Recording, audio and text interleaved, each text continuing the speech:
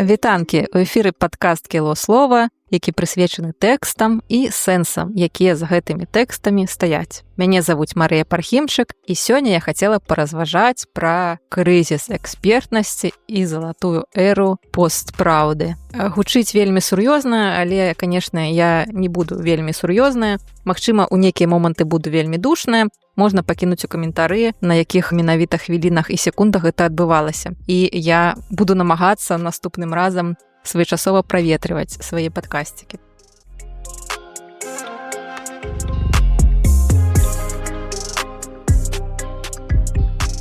Дык вось, мне падаецца, што жывем мы зараз у парадаксальныя часы. З аднаго боку, каб лічыцца экспертамі, сёння ўжо можна не абкладацца дыпломамі Гарвардаў, можна проста сказаць, вось я экспертка ў тым-то і тым-то.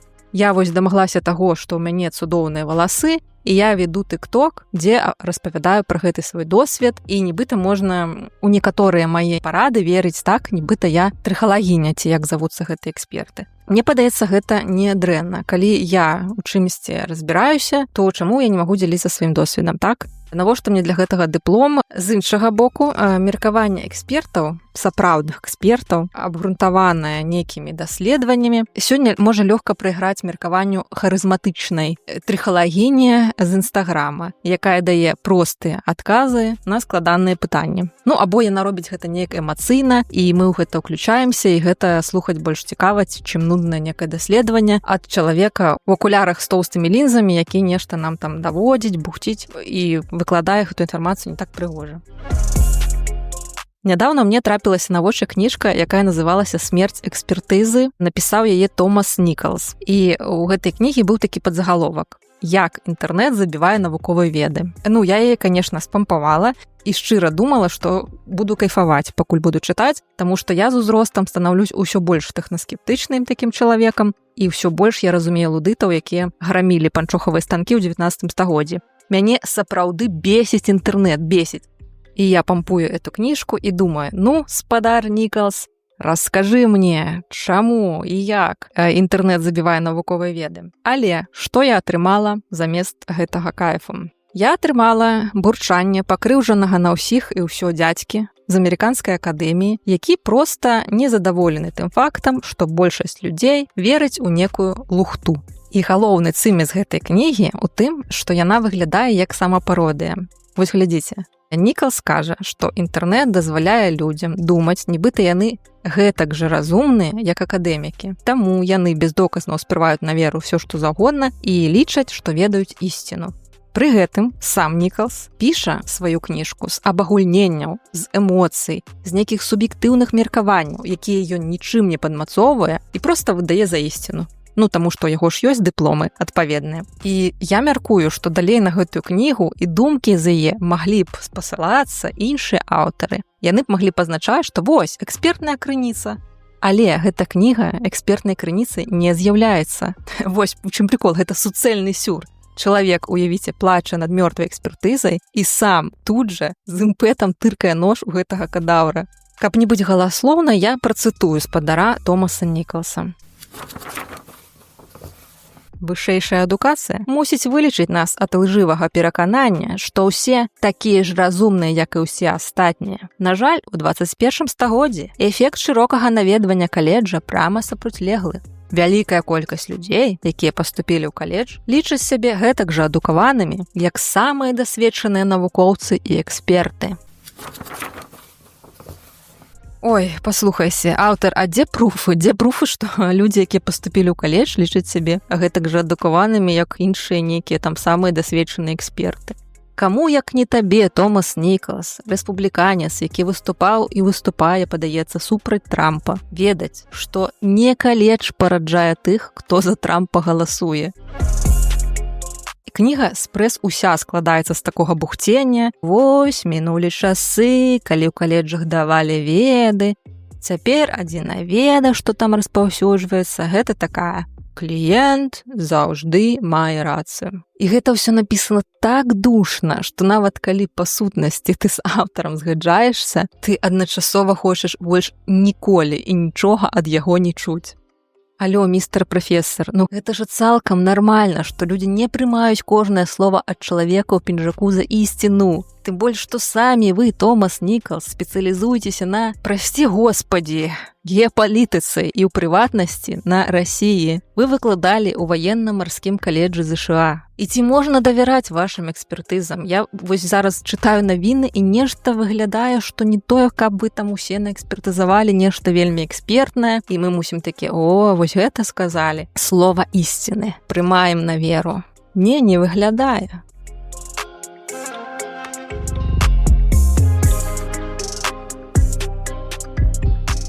Адкуль увогуле бяруцца эксперты і эксперткі? Навошта на старонках СМІ звычайна мы бачым нейкі каментар экспертны. І я, як супрацоўніца СМІ, скажу, што звычайна сітуацыя выглядае так. Журналісткі збіраюць і распаўсюджваюць актуальную для грамадства інфармацыю, і ў ідэале яны імкнуцца да нейкай аб'ектыўнасці. І для таго, каб больш аб'ектыўна неяк выглядаць і дадаць матэрыялу больш вагі, журналіст і звяртаецца па экспертны каментар. Бо сам журналіст, калі ён у адэкваце, ён разумее, што ва ўсіх пытаннях ён разбірацца проста не можа. І такім чынам ствараецца нейкі артыкул або відэаматэрыял, і журналістка дэлегуе эксперту або экспертцы тлумачэнне прычын, следстваў, кантэксту, нейкіх важных нюансаў. Нават частка адказнасці за праўдзівасць таго, што тут вам распавялі, яна дзеліцца так паміж аўтарам матэрыяла, самім СМІ яго рэдакцыі, і вось эксперт гэты таксама прымае на сябе гэту адказнасць. Акрамя таго, лічыцца, што без спецыяліста або спецыялісткі складана зрабіць прагноз, які мае шансы спраўдзіцца. Тут, канешне, гэта меркаванне спрэчнае, таму што манетка падае альбо туды, альбо сюды. Яна не завісае ў паветры. І я думаю, што шмат якія прагнозы нашы на кухнях спраўдзяцца хутчэй, чым прагнозы некаторых людзей у тэлевізары. Але чаму эксперты гэта часам адны і тыя ж людзі? Тут усё проста. Рэдакцыі звычайна вядуць уласныя базы кантактаў. Каб ёсць нейкая тэма, і яны звяртаюцца па каментар, ці нават сумесна працуюць над матэрыялам па гэтай тэме. Верагодна, вы, мае слухачы, заўважалі, што ў вашых любімых СМІ пытанні, напрыклад, палітыкі каментуе адзін і той жа чалавек, або парачка гэтых чалавек. І цалкам гэта лагічна, бо гэта правераны эксперт, з якім журналістам зручна працаваць, і аўдыторыя гэтага СМІ ўжо прывыкла да манеры выказвання гэтага эксперта. То бок яны могуць нават яго чакаць. Яны могуць быць падпісаны на гэтага чалавека, і толькі яму давяраюць. Бывае так, што і нейкую тэму ў розных СМІ каментуе адна і тая ж асоба. Гэта можа быць следствам журналісцкай ляноты, навошта шукаць кагосьці яшчэ, калі ёсць чалавек, які каментаваў ужо гэта раней. Але часам сапраўды складана знайсці кагосьці, хто добра разбіраецца ў тэме і без доўгіх роздумаў пагодзіцца камунікаваць са СМІ хутка, так? Часам, нешта адбылося такое гарячае, і па гарачых слядах трэба нешта выпусціць. І калі чалавек не адказвае на паведамленне або кажа, што я ў некай паездцы і адкажу вам у наступным месяцы, такі эксперт нам не падыдзе. І яшчэ бывае такая задача зорачка, калі вам трэба знайсці некага зусім нішавага, скажам так, эксперта. Гэта будзе прадстаўніца або прадстаўнік нейкай уразлівай групы. Каб пракаментаваў чалавек, які не проста разбіраецца ў гэтай тэме, а які і са свайго досведу асабістага ў гэтай тэме жыве. Як я ўжо казала, часта ўзяць каментар трэба сёння на пазаўчора, і на пошукі чалавека проста няма часу. І экспертнасцю ў матэрыяле дзеліцца той, хто хутчэй адазваўся. Таксама вынік часта залежыць ад таго, на якія запыты эксперт або экспертка прызвычаіліся адклікацца. І можам мы заўважыць, што экспертыза некаторых людзей з часам нібыта пашыраецца. Вось з майго досведу, напрыклад, мне трэба было адшукаць эксперта ці экспертку, якія пагадзіліся паразмаўляць, паразважаць на тэму, што такое ввогуле традыцыйныя каштоўнасці вось некага гістарычнага ракурсу. І шмат хто з іх, яны казалі, што вось я не гісторык, і мае разважанні будуць палягаць у іншай вобласці, і калі гэта не падыходзіць, то і я не падыходжу, то бок людзі, разумеюць свой аб'ём. Але часам бывае так, што чалавек пагаджаецца каментаваць амаль усё, то бок іншы гісторык, ён не можа ведаць усё, але ён будзе каментаваць усё ад Рымскай імперыі і да сучаснага стану Паўночнай Карэі. Ёсць такія людзі, мы іх ведаем. І, напрыклад, можа быць так, што чалавека запрашаюць як феміністку, і яна каментуе усе інфанагоды, што Росія прапануюць. І сітуацыю з хатнім гвалтам у Беларусі, і гендерныя квоты, і нейкі сексістскі скандал у Галівудзе, і нейкую свежую выставу на жаночую тэму. І так мы бачым, што чалавек каментуе ўсё. Пры гэтым нібыта неяк з задушкі выносіцца тое, што феміністкі бываюць вельмі розныя. І каштоўнасці, якія транслююцца эксперткай, якую падпісваюць як феміністка, могуць быць вельмі розныя. І калі мы на ўсе гэтыя інфанагоды ад сексісцкага скандалу да гендерных квот і гэтак далей клічам у эфір аднаго і таго ж чалавека, то яна нам транслюе фемінізм таго гатунку, які ёй падабаецца, так? Тут варта было б задумацца і неяк пашырыць гэты пул экспертаў, крышку пашукаць яшчэ, ускладніць сабе працу, але, калі гэта магчыма зрабіць, то варта зрабіць. Але я выдатна разумею, што журналістам часта трэба спрацаваць тэрмінова, і на нейкі дасканалы выбар проста няма часу. І тут, атрымліваецца, феміністка каментуе проста ўсё, што неяк павязана з тэмай правоў жанчын. А калі чалавек сваю экспертнасць будуе ў сферы паліталогіі або сацыялогіі, ён увогуле часта каментуе проста спрэс падрад усё. Любая інфанагода прыходзіць к некаму палітолагу, і ён неяк гэта ўсё раскладае, хаця ці разбіраецца ён у гэтай менавіта штуцы, невядома. А ёсць яшчэ блогеры і блогеркі, і мы не лічым іх нібыта экспертамі ў нечым, акрамя соцсетак ці інтэрнэта, ці нечага такога, у чым яны спецыялізуюцца, але часта блогеры самі прэтэндуюць на гэтую экспертнасць, таму што у іх ёсць, напрыклад, свой Інстаграм або тэлеграм-канал або Ютуб, у якога сабралася вялікая аўдыторыя, то бок у іх ужо ёсць медыйная вага. І калі чалавек вядзе тык-ток на тэму, напрыклад, харчавання, і ў яго або яе ёсць аўдыторыя, то ён ці яна ўжо нібыта мае што сказаць па тэме. І чалавек будзе каментаваць таксама яго экспертыза, можа ў нейкі момент пашырацца да бясконцасці. Чалавек будзе каментаваць і меню школьных сталовых, і знешні выгляд зоркі 90-х, як ён змяніўся, як яна выглядае цяпер. І нейкі скандал з прэпаратам для схуднення пракаментуе. Хаця, падаецца, так, гэта ж нейкая таксама нішавая веда.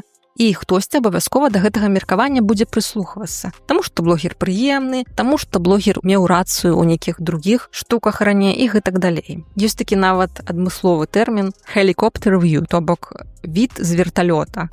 Гэта калі чалавек не паглыбляецца ў дэталі, а ўпэўнена транслюе свае меркаванні пад выглядам ісціны. І, за кошт харызмы мы бачым, за такім верталётам ляцяць многія. Проста, нам бракуе часу, каб знаёміцца з рознымі меркаваннямі і па прышчэпках, і па кліматычных зменах, і па гендернай палітыцы. І людзям часта, в прынцыпе, хапае таго, каб прыняць пазіцыю чалавека, якому яны давяраюць. Ёсць у гэтага чалавека дыплом, няма ў гэтага чалавека дыплома. Не так важна. Калі гэты чалавек нам падабаецца, мы яму давяраем. Да таго ж, бывае так, што чарговы эксперт аказваецца голым каралём і не мае адпаведнай экспертнасці насамрэч і бэкграунда. Або ўвогуле ніякага эксперта і не было.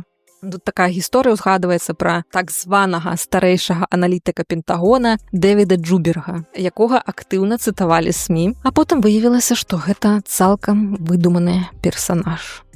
І пасля такіх гісторый узнікае карцінка, што нават спецыялісты не вельмі правяраюць, з кім яны маюць справу.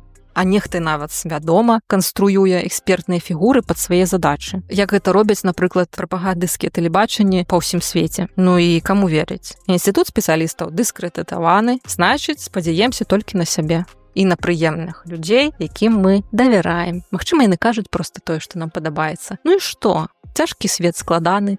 Будем слухаць прыемную праўду ці няпраўду, ўжо не так важна. Галоўнае, каб прыемную. І гэта мы таксама яшчэ пакідаем задушкамі зноў жа пра людзей, якія каментуюць усё падряд, а ёсць людзі, якія, гісторык. Што нам кажа дыплом гісторыка? Толькі тое, што чалавек мусіць валодаць датамі і імёнамі. Але як ён ставіцца да гэтых дат і гэтых імёнаў? Прастор для інтэрпрэтацыі, дужа шырокі, гісторыя такая навука, якую можна танцаваць як хочаш, так? І таму гісторыкаў мы таксама абіраем тых, якія нам прыемныя, кажуць больш такую падхадзяшую версію гісторыі. Мы іх прымаем, так? І ў гэтым кантэксце розніца паміж акадэмікам і блогерам, яна вельмі неістотная, таму што яны могуць нават у некай адной перадачы у стылі там сварка або двубой нешта выступаць і казаць, і на чые пазіцыі акажацца аўдыторыя ад дыплома тут увогуле не залежыць. Часта мы назіраем таксама эфект замкнёнага кола. Это як вось журналістка чакае ад эксперткі канкрэтнай пазіцыі вызначанай, а тая, у сваю чаргу, ведае, якую пазіцыю ад яе чакаюць. Мы ўсе разумеем, што ў любога выдання ёсць пэўная палітыка і падыход да розных тэмаў, некае ўяўленне, пра што і як расказваць. І таксама любому выданню патрэбныя прагляды і рэакцыі. Всем патрэбен гэты KPI, падай, прынясі ўсім донарам, спонсарам і гэтак далей. І гэта значыць, што ідэальным кандыдатам у эксперты будзе папулярны чалавек, да меркавання якога прыслухоўваецца, і ў якога, магчыма, ёсць свой нейкі блог, свая аўдыторыя. Або, як варыянт, той, з чым меркаваннем захочуць паспрачацца. І такім чынам у публічных каментатарах чаго загодна з часам фармуецца выразнае ўяўленне, каму і навошта яны патрэбныя. І таму яны лёгка адаптуюць сваё выказванне пад пляцоўку, дзе яны мусяць прагучаць. Такого чалавека, падаецца, проста утрам разбудзіш, скажа, што вы думаеце пра Грэту Тунберг, і ў яго ўжо гатова, у яго ўжо ёсць. Ён ужо гэта ўсё складна вам распавядзе.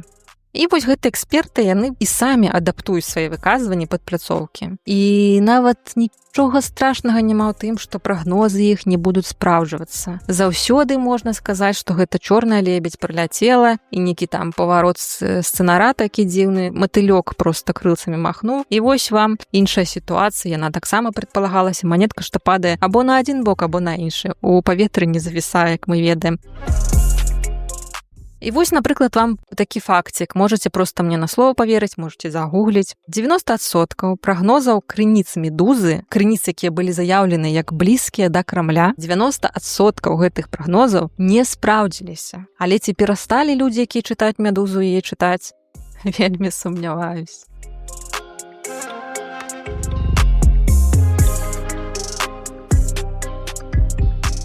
Часта людзі лічаць экспертамі тых, хто дае ім надзею і ухваляе іх думкі. Ёсць нават такі тэрмін – эксперты надзеі. Гэта тыя, хто могуць казаць што заўгодна, нават алагічныя, абсурдныя рэчы, нейкі сюр. Але аўдыторыя, якая вельмі трывожыцца наконт будучыні, гэтыя словы будуць што бальзам на душу. А эксперткі, якія не будуць эксперткамі надзеі і будуць казаць нязручную праўду, непрыемную праўду, вось яны будуць выклікаць раздражненне і адпрэчванне. Нават калі ў іх будзе жалезная аргументацыя, іх проста, спачатку будуць з німі спрачацца, а потым іх проста не будуць глядзець, іх проста не будуць чытаць, ніхто не будзе іх слухаць. Вось такая сітуацыя. Надзею нам падавай, надзею. Вернемся да тыктоку, які рэальна кідае выклікі інстытуту экспертнасці. Паводле справаздачы NewsGuard за 2022 год тыкток, паказваючы відэа па актуальных інфанагодах, тут і супрацькавідныя вакцыны, і амерыканскія выбары, і што загодна, трансляваў дэзінфармацыю амаль у 20% выпадкаў. Калі тут быць канкрэтнымі, то 19,4%. Вынікі аказаліся значна горшымі за тое, што дэманстраваў Google. Атрымліваецца, што праз тыкток вельмі зручна маніпуляваць і распаўсюджваць розныя канспіралагічныя тэорыі. Можна, напрыклад, запытаць у сервіса, ці праўда, што вакцыны прыводзяць да аўтызму. І тыкток спакойна выдасць табе мноства ролікаў, дзе насуперак усім навуковым дадзеным адказ будзе станоўчым. Больш за тое, тыкток лёгка прасоўвае сцверджанні, якія могуць зашкодзіць здароўю. Напрыклад, на запыт, ці можна выклікаць аборт палыном, платформа прапанавала больш за 10 вынікаў з канкрэтнымі інструкцыямі, як гэта зрабіць. Остановитесь! Остановитесь! Остановитесь! У адказ на гэту справаздачу NewsGuard прадстаўнікі платформы паведамілі, што ў правілах TikTok канкрэтна прапісана, што шкодная дэзінфармацыя недапушчальная з платформы, яе выдаляюць. Мы супрацоўнічаем з эксперткамі, каб прасоўваць аўтарытэтны кантэнт па тэмах аховы здароўя і з незалежнымі факт-чекеркамі, якія дапамагаюць ацэньваць кантэнт. Аднак усе мы разумеем, што за такімі аб'ёмамі інфармацыі складана проста паспяваць. Ну, якія факт-чекеркі, колькі іх там мусіць быць, каб это ўсё у гэтым тыктоку адлавіць і неяк выдаліць. Вось тыкток публікаваў у пачатку 2022 года справаздачу, згодна якой было выдалена больш за 102 мільёны відэаролікаў, якія парушалі правілы платформы. Аднак дэзінфармацыя, як прычына выдалення, была тут менш як у 1% выпадкаў. TikTok мы любім за што? За то, што ён зручны, хуткі, ён яскравы, але праблема, як іншых соцсетак, у тым, што ён дзейнічае па прынцыпе звужэння бурбалкі, і мы з большай верагоднасцю атрымліваем тыя меркаванні, якія падмацоўваюць нашы ўласныя, а ў дадатак да іх TikTok падсоўвае нам з іншых вось гэтых лагераў меркаванняў самыя экстрэмальныя пазіцыі. То бок мы калі і бачым тое, з чым мы не згодны, гэта нешта такое, што выклікае ў нас яркую рэакцыю, жаданне пракаментаваць або неяк гэта высмеяць і яшчэ больш умацавацца ў сваёй думцы. Таму што мы не бачым меркаванняў недзе на прамежку. Мы бачым толькі вось такія маніпулятыўныя штукі. І ў выніку свет што? Ён робіцца рэальна чорна-белым. Людзі дзеляцца на сваіх і чужых. Адценні нейкія, нюансы, прамежкавыя станы ў стужку не трапляюць. А што, яны не будуць нас трапляць. Дарэчы, тэму прамежкавых станаў скажу, што ў мяне на Goodreads, калі я чытаю кніжкі, у меня сістэма ацэньвання простая. Калі кніжка мяне выбесіла, я абавязкова ставлю ей 1 зорку з 5. Калі кніжка мне вельмі спадабалася, і я хачу, каб яе ўсе чыталі вакол, я ставлю 5 зорак. А іншых азнак у мяне няма. Я не ставлю ні 2, ні 3, ні 4. Хорошая кніжка. Вось. Таксама рэагую толькі на экстрэмалы, атрымліваецца. Ось такая сітуацыя. Трэба неяк узяць сабе ў рукі і зразумець для сябе, што такое 3 звязды, а што такое 4. Але мне заўсёды шкада ставіць 4, нібыта, што это такое, не 5. Да TikTok вернемся, інфармацыя і дэзінфармацыя, адпаведна, распаўсюджваецца там як снежны ком. Увагай авалодае той, хто зробіць самы віральны ролік, а не той, хто раскажа нейкую праўду. Няма сэнса тым, каб расказваць нешта лагічнае, нешта разумнае, таму што сэнс у праглядах і рэакцыях. Вось, напрыклад, хтосьці знімі нейкае такое падрабязнае выкрыццё аб'юзарскага мінулага папулярнай тэлезоркі. Відэа можа заляцець нават некуды ў рэкамендацыі, але вось зорка зняла каротенькі TikTok, як яна з кацяняткам грае. І всё, это больш віральнае відэа, і сімпатыі зразумела, на чыім баку застануцца. Гэта, дарэчы, прыемная штука, што пры цябе могуць забыць пра твой нейкі канфуз ужо праз дзень, што там новыя канфузы здарацца. А з іншага боку, вось і атрымліваецца, што пра некаторыя значныя рэчы не будуць думаць. З іншага боку, магчыма, гэта не так важна, не так істотна.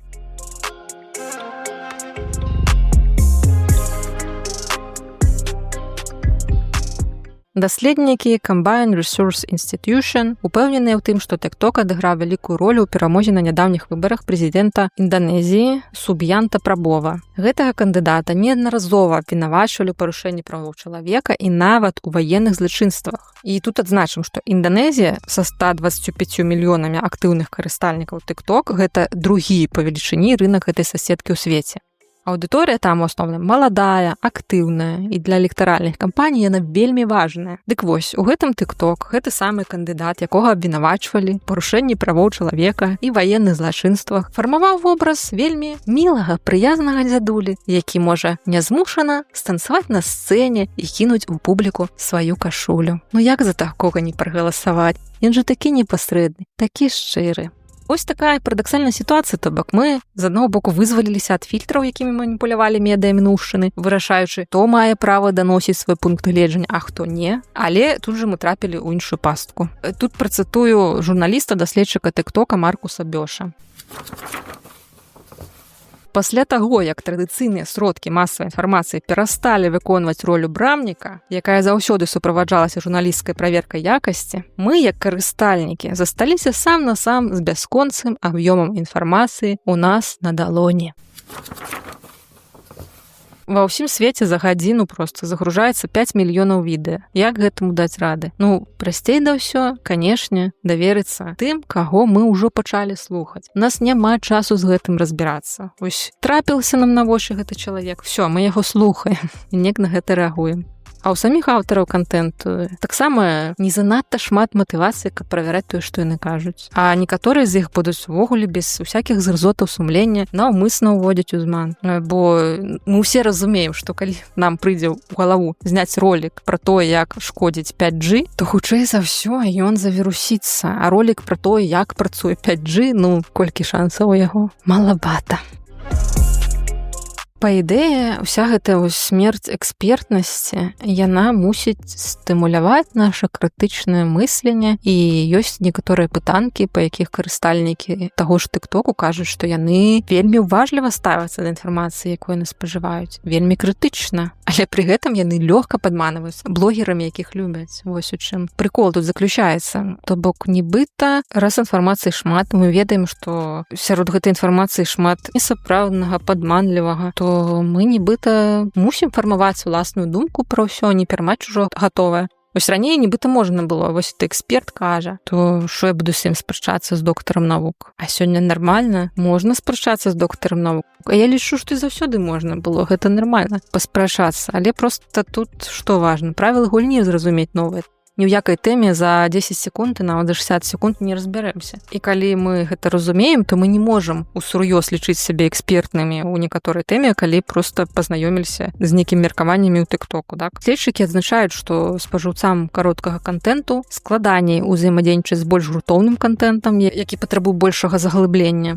0% асуджэння, 100% разумення. Калі там недзе мільгнуў ролік пра вайну ў Судане, магчыма, няма часу, каб цэлую кнігу пра гэта прачытаць. Але чамусьці ў нашы часы лічыцца, гэта таксама адзначаюць даследчыкі, што калі мы пару гадзін глядзім тыкток, гэта не такая пракрастынацыя, як калі мы гэтыя пару гадзін выдаткуем на прагляд фільма. Нібыта мы з тыктока ўжываем нешта карыснае, даведаемся нейкія тренды, нейкія мемы, нейкія думкі.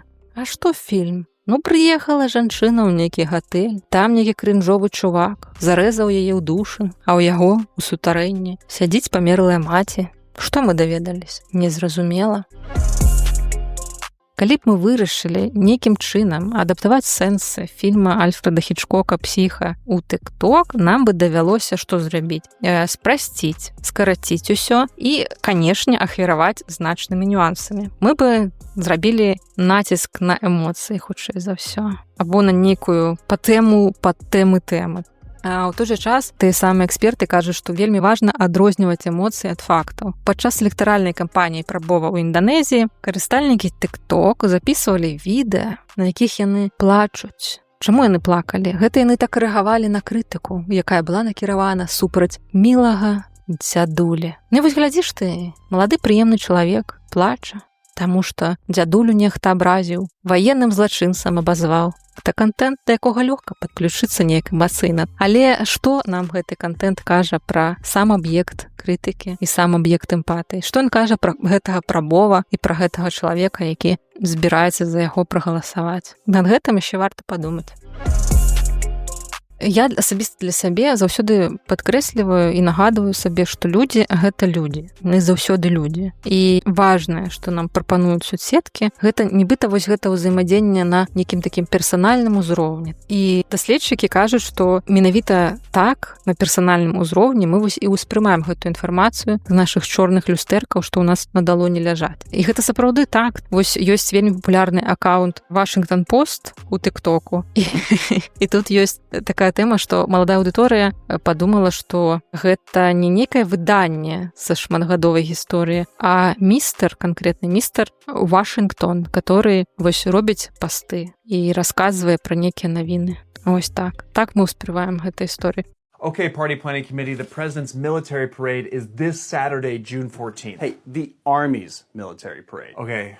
Sure. Right? We're celebrating the 250th anniversary of the Army. Yeah, but it just so happens to be on Trump's birthday. І ў гэтым ёсць, канешне, вялікае некае задавальненне, таму што людзі з розных кутоў планеты нешта нам персанальна нам расказваюць, паказваюць, плачуць, дзеляцца іншымі эмоцыямі, нейкімі адкрыццямі, болем сваім, радасцю. Але з іншага боку, гэта ж ўсё людзі. Гэта людзі са сваім мікракосмам. І калі прыемны блогер класна прааналізаваў гэтыя ўсе фільмы, якія мы ведаем пад назвай «Прыцемкі», «Сумеркі», «Твайлайт», Ну гэта не азначае, што гэты чалавек гэтак жа класна разбіраецца ў іншых аспектах нашага сусвету. І гэта цудоўна, бо сусвет наш разнастайны, а прыслухоўваецца да розных галасоў, і гэта частка займальнага нашага падарожжа, які мы ўсе называем жыццё.